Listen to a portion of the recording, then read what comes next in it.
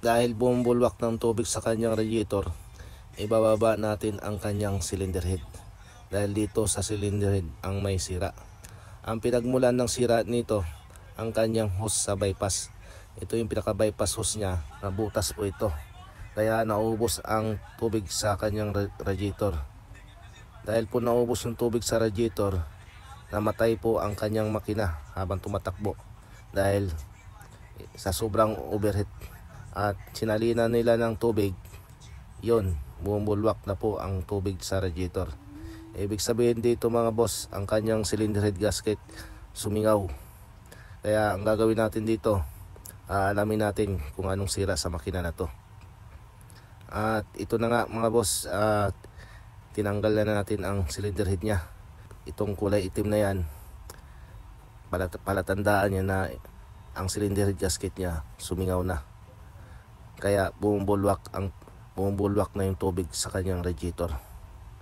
Dito naman sa kanyang cylinder head,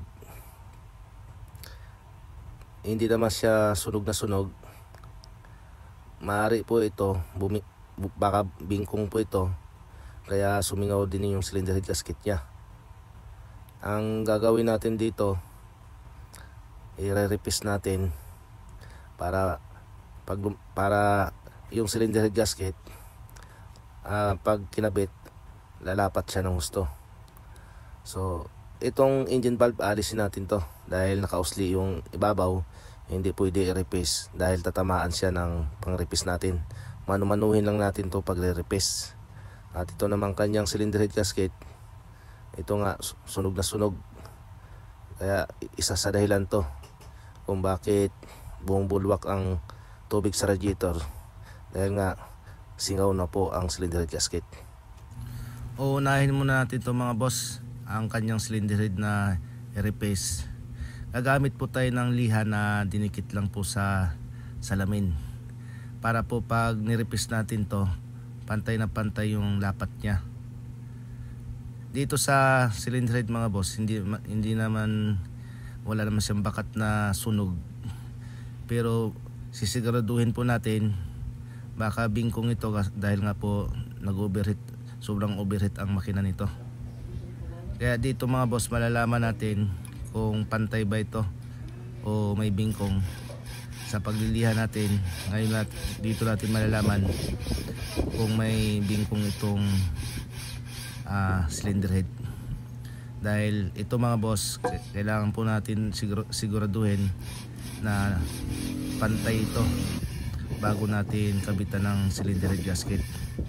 Dahil kapag hindi po natin ito ginawa na pagre-replace, pag may hindi pantay, maaari sisingaw kagad ang kanyang cylinder head gasket. Dito may nakikita na tayo mga boss na kulay itim sa gitna ng cylinder head.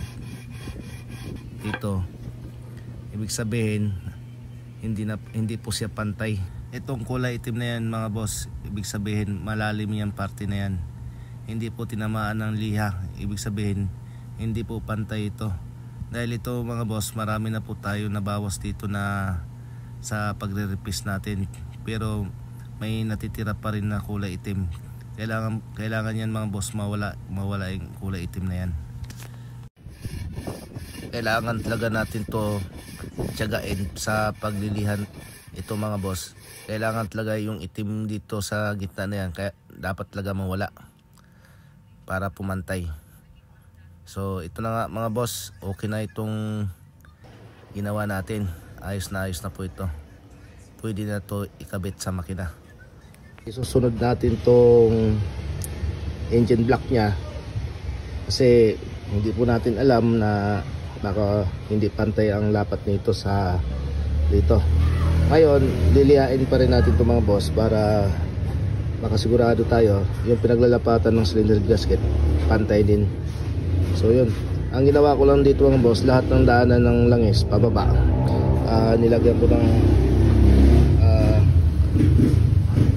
harang para yung pinaglilihaan hindi po malalaglag sa loob ng makina, para hindi humalo sa langis. So yun, ngayon ang ginawa natin gumawa muna ako maliit na panliha, ililiha po natin.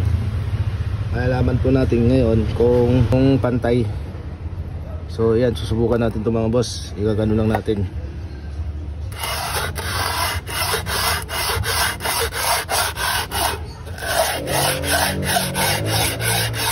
Dito malalaman natin kung pantay itong pinaglalapatan ng cylinder head gasket.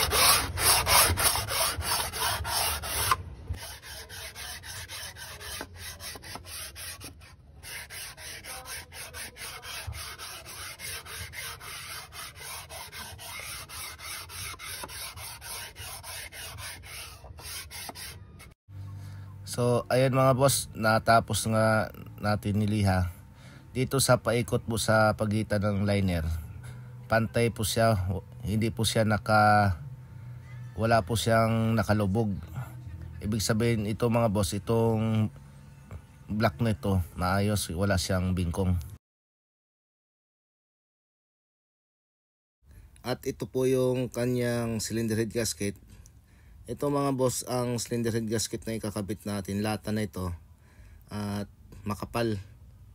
Isa po dito sa una nakakabit, asbestos lang, sobrang nipis. Kaya kapag ang cylinder head natin na hindi pantay, madali po sumingaw dahil ang cylinder head gasket niya sobrang nipis. Kaya ang ikakabit natin dito yung lata na cylinder head gasket na makapal para mas maganda.